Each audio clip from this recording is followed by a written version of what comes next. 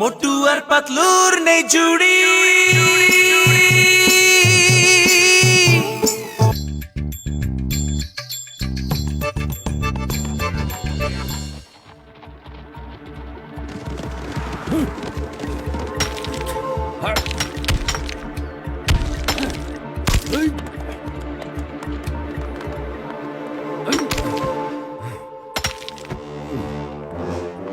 অনেক দিন পর এই গুপ্তধনের সন্ধান তো আমি পেয়ে গেছি, কিন্তু আমি বুঝতে পারছি না এই পাহাড়ের কত ভেতরে আছে সেই গুপ্তধন।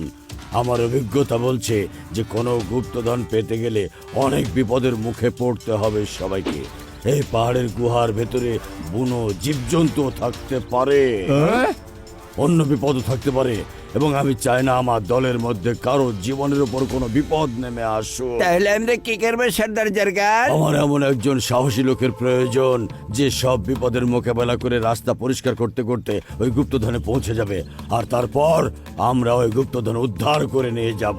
সর্দার, আমার কাছে একবারে ফাঁকা খবর আছে যে ফুরফুরি শহরে মোটু পাতলু নামে দুইজন মানুষ আছে। ওদের সাহসের গল্প অনেক দূর দূর পর্যন্ত শোনা যায়। তাহলে ঠিক আছে, ওই মোটু পাতলু আমাদের হয়ে গুপ্তধন খুঁজে বের করবে। কিন্তু সর্দার, কাজের আগে যে বলে কিন্তু ফিন্তু, এই জারগার তাকে সারা জীবনের জন্য করে দেবে শান্ত শান্ত।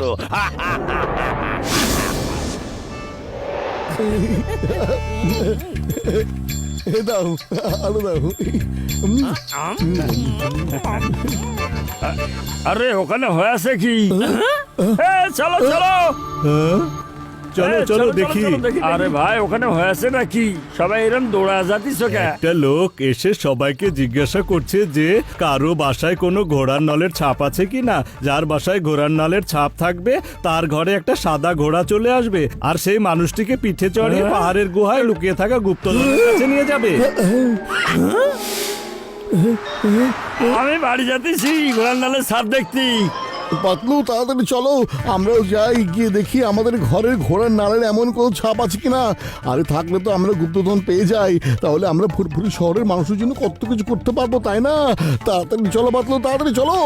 মোটু, এই মোটু, কথা শোনো, দাঁড়াও। আরে মোটু শোনো, কেউ হয়তো মজা করছে সবার সাথে।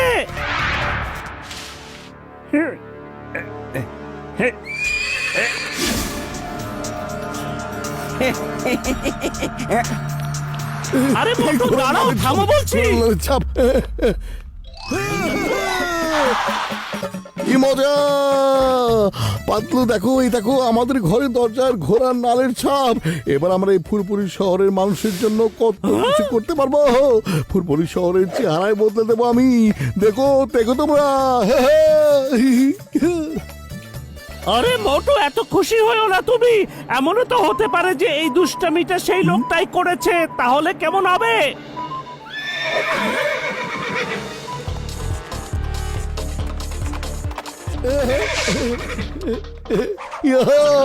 আরে পাতলু, এবার তো চলে এসো। দেখো সাদা ঘোড়া আমাদের নিতে চলে এসেছে। ওদিকে দরজার ঘোড়ার নালের ছাপও আছে। ব্যাস, এখন শুধু গুপ্তধনটা পাওয়াই বাকি আছে আমাদের। দাঁড়াও, থামো বলছি।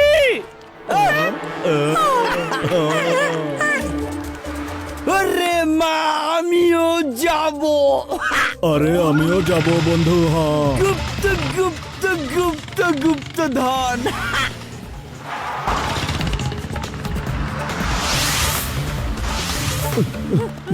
কতক্ষণ তুমি ঘোড়ার পেছনে পেছনে দৌড়াবে? বরং উঠে এসো ঘোড়ায়। কি বলেছো তুমি? ডক্টর ঝটকা, ওরা ওই পাহাড়ের উপরে যাচ্ছে, তাড়াতাড়ি চলো। চল চল আমার ঘোড়া, চল চল চল। সরবর বাবু, যে আগে পাবে ওই গুপ্তধন কিন্তু তারই হবে। ঠিক আছে, এবার যাই। হ্যাঁ, চল রে চল আমার ঘোড়া, ঠিক ঠিক ঠিক। আরে কি, ওরা সবাই কেন পাহাড়ের উপরে উঠছে? ওদের তো পাহাড়ের নিচের ওই পাথরের পথ ধরে যাবার কথা। শোনো, ওরা নিচের পথ বাদ দিয়ে পাহাড়ের উপরের পথ ধরে এগিয়ে যাচ্ছে। ওদের সামনে আমাদের নকল সাপটা ছেড়ে দাও, যাতে ওরা সাপ দেখে ভয় পায় আর নিচে নেমে চলে আসে। বুঝতে পেরেছো?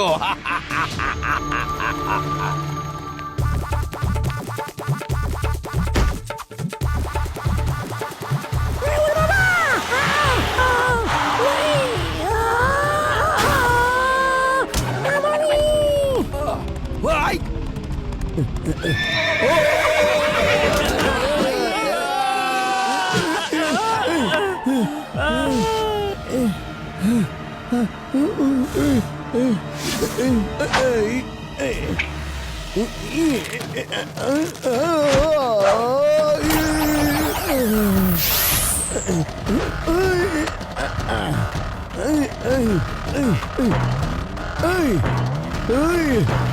আরে ধুর, এটা তো দেখছি একটা রাবারের সাপ। খামাকে সবাই মিলে ভয় পেয়েছে এতক্ষণ। এই বেশ, আমিও তাহলে নিচে যাবো। পাতলু, তোমরা সবাই কোথায় আছো? এদিকে নিচে।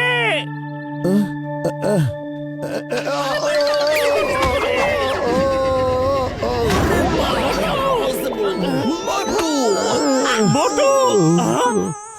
আরে মোটু, তুমি না বড় অদ্ভুত। চলো এবার আমরা গুপ্তধন খুঁজতে যাই। ওরে মা, কিভাবে যাব? ওই যে সামনে দেখো, কত বড় পাথর। সত্যি তো?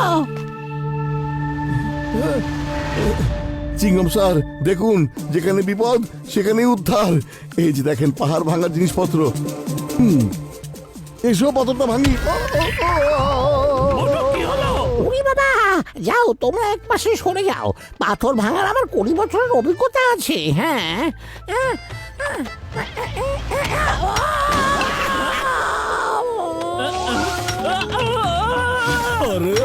আরে বন্ধু,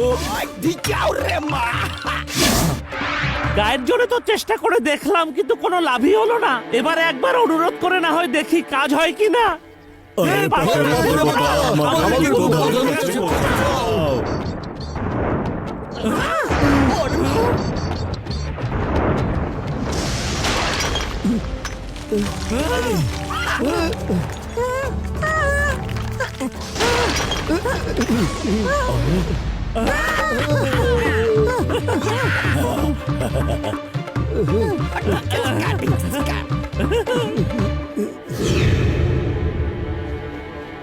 কি মজা, পেয়ে গেছি। এবার তো এই গুপ্তধন আমাদেরই হবে, শুধু আমাদেরই। দাদা দাদা, আমাদের বাসায় মানুষ হামলা করেছে আর ওরা এদিকেই আসছে।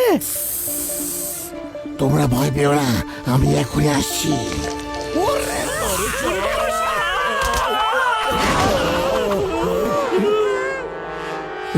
ভয় পাওয়ার কোনো কারণ নেই, এটা হলো রাবারের সাপ।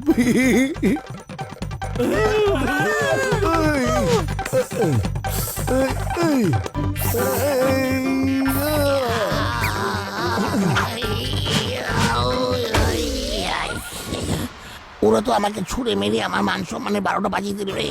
এখান থেকে চলে যাওয়াই আমার জন্য মঙ্গলের। আমি যাই। খুব ভালো করেছো থাম্বা, তুমি একেবারে উপযুক্ত লোককে খুঁজে বের করেছো। মাকড়সা মাকড়সা, ওরা আমার দাদাকে এমন ভাবে আছাড় দিয়েছে যেন ওদের কোনো কিছুতেই কোনো ভয় নেই। আমাকে ভয় পায় না এমন কেউ পৃথিবীতে এখনো জন্মায়নি। দেখো কিভাবে ওদের আমি এখান থেকে বের করে দেই।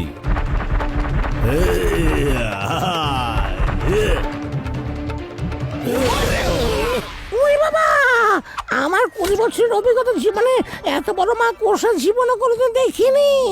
আরে তোমরা আবারও ভয় পাচ্ছ কেন? এত বড় মাকড়সা আবার হয় নাকি কোনোদিন? হ্যাঁ বলো, হয় না। এটা নিশ্চয়ই ব্যাটারি দিয়ে চলতে পারে, কোন মাকড়সা। দাঁড়াও, দেখাচ্ছি।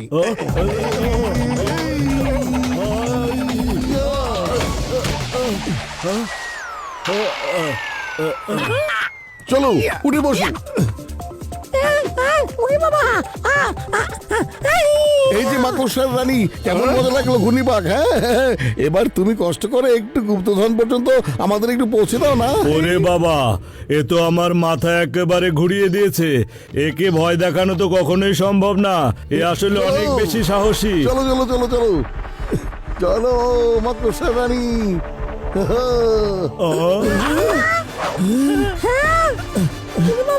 গুপ্তধন খুঁজে দেবার জন্য তোমাদের অনেক ধন্যবাদ। আরে বাবা, তোমরা কারা? আরে গুপ্তধন তোমাদের হলো কিভাবে বলো তো?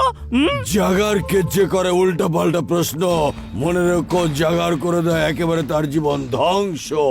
ঘোড়ার খুরের নাল, জাদুর ঘোড়া সব কিছুই ছিল আমার পাতানো ফাঁদ। আটকে ফেলো ওদের সবাইকে। ভাই impossible!